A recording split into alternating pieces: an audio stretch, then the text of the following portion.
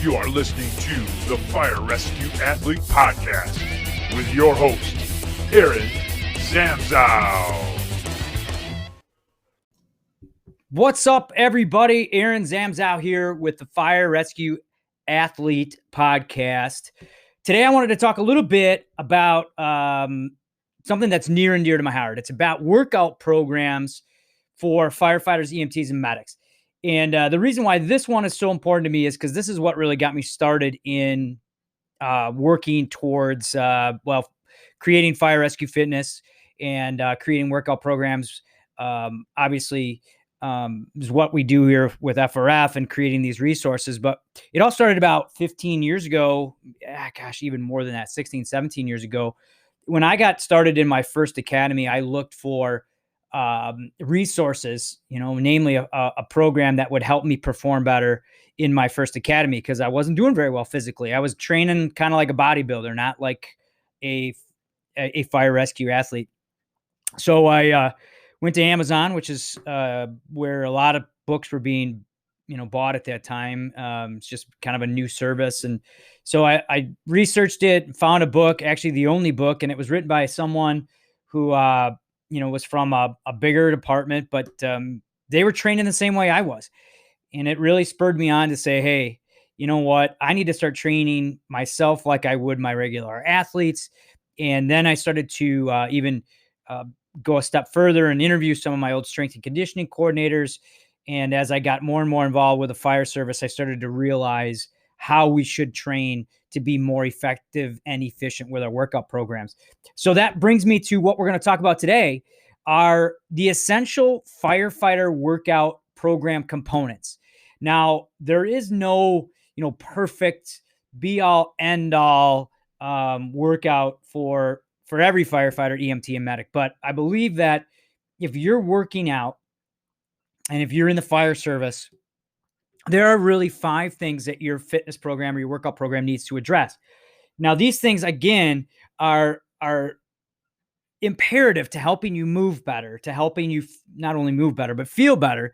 But they will help with, improving strength, with improving mobility, and all the different things that'll help to improve performance, reduce injuries, and to prolong your career. And let me just re-emphasize those 3 points right there. I think any and every workout program that a firefighter is following needs to do those 3 things. It can do all those things or maybe put more emphasis on one than the other. But if you're right now listening to this, I want you to think about what you do for fitness and really look in the mirror and say, hey, if what I'm doing is what I am doing helping me improve my performance, is it helping me reduce my chances of injuries, and is it going to help me prolong my career? Now, let's take the bench press, a 300-pound bench presser. Guys like to go to the weight room. I see it every Monday when I go to firehouses all over the country, Monday's chest and tri day. And my first question is why? Because you don't isolate muscle groups on the fire ground. So why are you isolating them in the workout room? Let me reiterate that. You don't isolate muscles on the fire ground. So why are you doing that within your workout program in the gym? We'll get to that point a little bit later. But, I see that chest and tri day and, guys, there's a lot of strong people in a lot of fire departments. And here's my take, guys and girls and brothers and sisters. If you're bench pressing 300 pounds off of you on a fire scene, you got a lot of crap going wrong. You got other things to worry about other than, how much you bench, bro. So I want you to look and take a look at what you're doing currently and think about, are you incorporating these different components? And if not, what can you add to your program to improve? Because ultimately, again, everything you do with your fitness should look at, improving performance, reducing injuries, and prolonging your career. So, again, with that bench press, it might help with your strength, but if you can't move your shoulders because you're so immobile from benching so much, is that really going to transfer to a performance improvement when you got a hump hose line? Or you have to move a patient where you have to use your mobility to get them around steps and bathtubs and toilets and whatnot, because I know It seems like most people pass out between the toilet and the bathtub. That's just the way it goes in our business. So you got to be ready and you got to train for it. So here we go. Let's look at and talk about these 5 different things. Again, these, it's not an all-encompassing list that I'm going to give to you, but I think if your workout program addresses these 5 things, you're well on your way. So the first thing is that you need to have a plan. Let me reiterate that. You need to have a plan.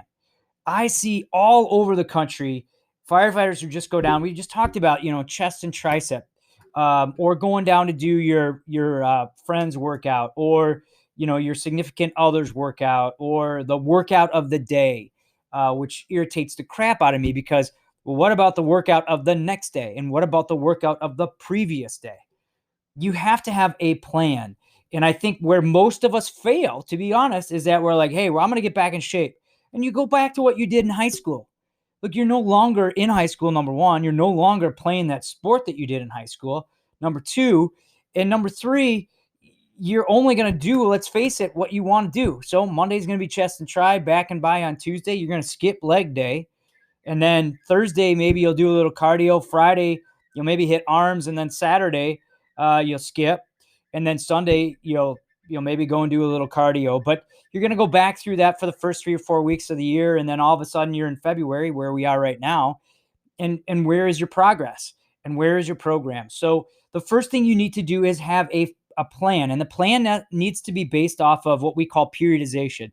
So one part builds on the next. So you got to build your body's functional capacity first. Like, usually that is considered more of a high rep, a modified rest period, but you want to, put emphasis on building core foundational strength muscles. So build a good core, work on mobility, then slowly add strength, and then you can look at more muscular development and power. But you need a systematic, not a systemic, a systematic approach to this. And when I would work with my athletes, we would base this off of seasons, right? You have your preseason, you have your in season, you have your postseason, and then you kind of have a little bit of where you can, what we used to call is like a program development or physical development. So if I had a defensive back that needs to work on their first step, we'd really, really place a lot of emphasis on that. Or if you had a lineman that needed to work on their footwork, we'd place emphasis on that. So unfortunately, in our business, we don't have that. We don't have a down season. We don't have a preseason, a postseason. So you have to address where you're at currently and build on that to get to the next phase. That's why it's so important to not let yourself get out of shape. You want to always stay in shape, so you just keep building on what you have. But first thing you need to do is stop being that person that goes down and does a workout of the day. You got to think about what you're doing the next day. You got to think about what you're doing the next week. And one workout needs to build on the next. Now, the second thing you need to do within your workout program is focus on core strength and balance. Core strength and balance. I've read some research, and there's some research out through IFF, IFC that states that 50% of all firefighters, EMTs, and medics that work on a career department at some point would injure their back. And I think that statistic is even low. As you're listening to this, there's probably 50% of us, if not more, that have had that injury or tweak in their back. So having a strong core is very, very important. It's the utmost importance for us to reduce our chances of injury. And what I mean by core is not like, crunches and sit-ups, obviously. And I think a lot of people have started to move away from that. But it's developing muscles of the obliques. It's developing muscles of the deep abs, and also the glutes and shoulders. So I believe that that's all part of the core. Your program must place emphasis on that, especially with fire rescue athletes. We get hurt a lot in twisting motions. Think about moving patients, moving hose line. They call that the transverse plane. So you need to do exercises that will help make you more resilient through that plane. For example, you want to do side planks, holding them. You can also do them for reps by letting your hips drop and then bring them back up. But side planks are important. Glute bridges, where you're on your back and you're pushing your hips up. Regular planks. Those type of movements are essential to firefighters, EMTs, and medics. And also working on the small, fine muscle groups and tendons and ligaments of the shoulders.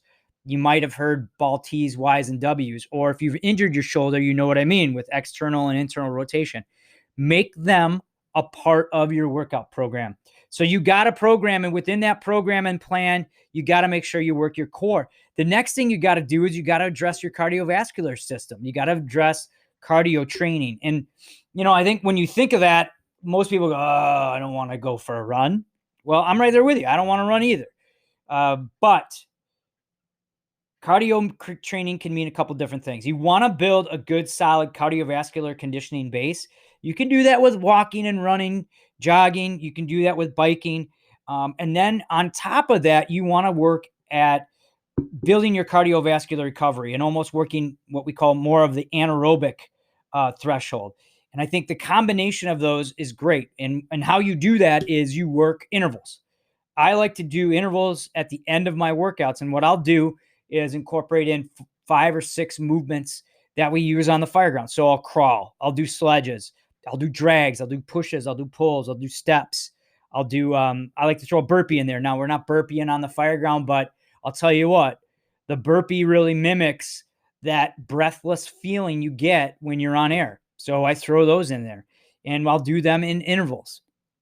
A lot of the people that follow FRF programs do them. We call them interval overhauls, or we call them afterburners, where they're about 10 minutes of just doing intervals at the end of your workout. You're really fatigued, and it's a great way to boost your cardio, boost your metabolism, and it really, really helps you with your recovery. So with cardiovascular conditioning, you want to build a solid base, and then you want to throw in intervals to help you improve your VO2 max and to simulate what we do on the fireground. Because you always are, right? You're at a scene, and the chief is like, hey, we need charge hose line up to the 2nd floor. And it is a lot of work, especially if you're on air. Once you get there, then it's a little bit, hey, downtime, let's rest a little bit. And then boom, you're back at it, right? You're moving that hose line. Okay, rest a little bit. And that's an interval movement. So I think by incorporating intervals within your workout program, you are going to not only improve your performance, but you're really going to set yourself up for being ready for those high anaerobic movements. All right, so you got a plan. Within that plan is good core movements, a good solid cardio foundation with intervals on top. Right now, the fourth thing is, this is where we're up for some debate. The fourth thing is you program at some point, I'm saying this, must contain full body functional strength exercises. Let me say that again. The program at some point must contain full body functional strength exercises. Now, what do I mean by that? I'll tell you this, and we mentioned this earlier in the podcast. Back and biceps, chest and triceps, legs, separating those body parts and training, I know is sometimes fun, but think about every call you've ever had. Have you only just isolated back and biceps? Have you only just isolated chest and triceps? Unless you're a chief and you're pointing to the fire like, hey guys, fire's over there. You're not isolating. And then you go in the gym and you isolate. So my plea to you is start doing some full body movements. Start training full body for 2 reasons. 1, it's going to help boost metabolism. 2, it helps mimic all the different movements that we do use and see in our job every single day. Now, that's not saying that somewhere down the road, you can't go back to body part training. As a matter of fact, I just created a new workout program called the FRF Super Strong program, where we do both. It's a hybrid of body part training, and then we focus on full body training twice a week. Twice within the week. It also incorporates in, fireground movement patterns and how you can do that. But I think for someone who's just getting started in the fire service, if you're preparing for an academy, preparing for a CPAT, or if you're out of shape and you're looking to get back into shape, start with full body fitness. Movements like even, lunges with curls, squats to press, deadlift. And if you're doing them, do them in workouts. So you might do a workout with a deadlift, then you might do a push-up, you might do a body row, squat to press, lunges, all those within the same workout program. Because again, we don't isolate. You never isolate on a call. So getting yourself back into shape or getting yourself into fire rescue fit mode, or getting FRF, as I like to say, you're going to use all these muscles. So push-ups, goblet squats, lunges, pull-ups, they strengthen all the joints in the body in different planes of motion. And also, I think are staples in your program. So if you've been training that body part training and you're having a little bit of struggle with it, go to full body 3 times a week. And a lot of our FRF programs do follow that particular training scheme. Our FRF Ultimate 1 and 2 is probably one of the best ones to start with. So you got a program, a plan, right? You're working your core, you're working cardio, doing some intervals. You got full body training in there. And now the last thing, and this is where I think it's debatable whether this is the biggest or not. I think part of it is that we don't have a plan. And secondly, I think within that plan, we do not emphasize mobility exercises and warming up properly. I'll see, especially this is going out to the younger generation out there, I'll see a lot of you guys go down to the gym and get right after it, just start into it.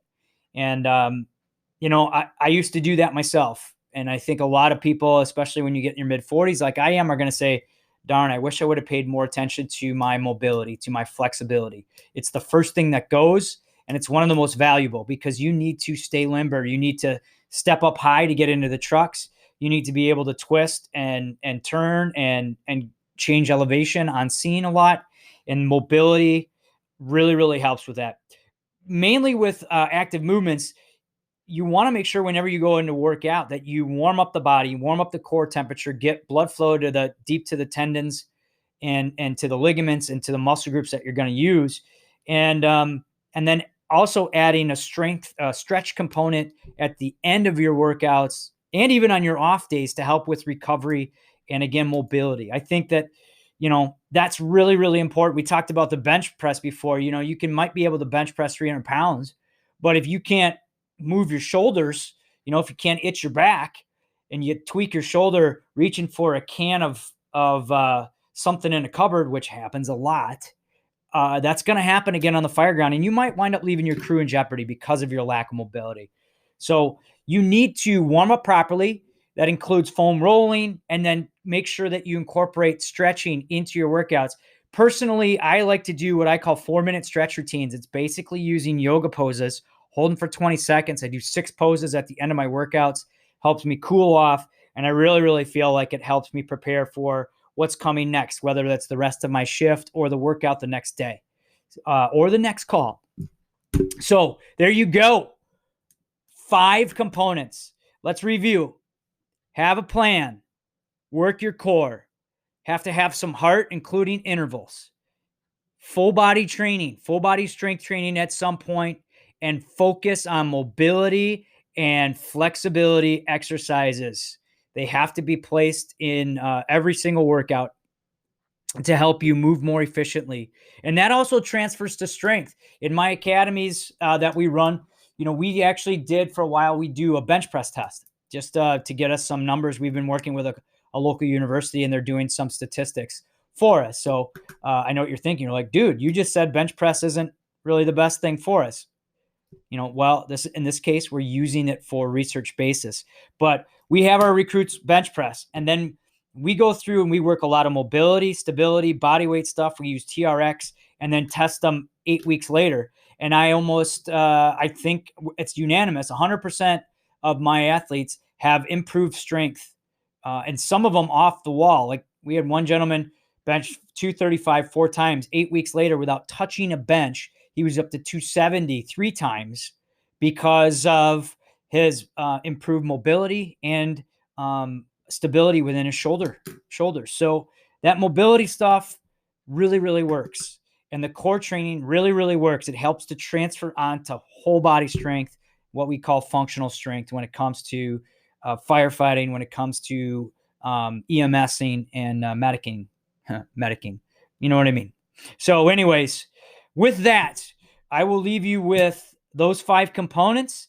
It's not an all-encompassing list, but I think right there, if you're doing and including those 5 things within your workout program, you're going to be improving your fitness. You're going to be improving your performance. You're going to be reducing injuries and prolonging your career. If you're not doing one of those things, I encourage you to add them. If you're running a lot, not doing resistance training, start doing that. If you're doing body part training and you're not doing any mobility work and working on flexibility, start doing that. If you're not consistently working your core, start doing that. All these things integrated in are going to help you out. Now, of course, all of our FRF programs, I've mentioned them before, have all these components in them. They lay them out for you. You start with mobility and active movements. You work into core and what I like to call prehab. You do your strength training, and then you incorporate in cardio workouts. One workout builds on the next. You might do full body training on a Monday, Wednesday, Friday. You might do interval training then on a Tuesday that incorporates fireground movement. Thursday is more of a recovery workout where you're just trying to get blood flow and work on your mobility. And then Saturday would be something that you might want to work towards an event. So all of our programs are set up like that, except again, the Super Strong, which I think is something that if you are still curious and want to do body part training, that's the one for you. There's a link within the description of this blog on our workouts.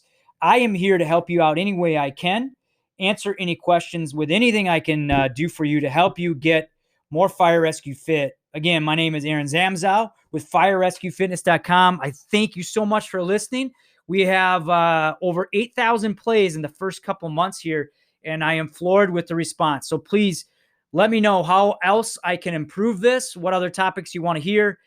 Stay safe. Get FRF, everybody. Thank you. Thank you for listening to the Fire Rescue Athlete Podcast with your host, Aaron Zamzow. Please tune in again soon for more fitness tips for fire rescue athletes.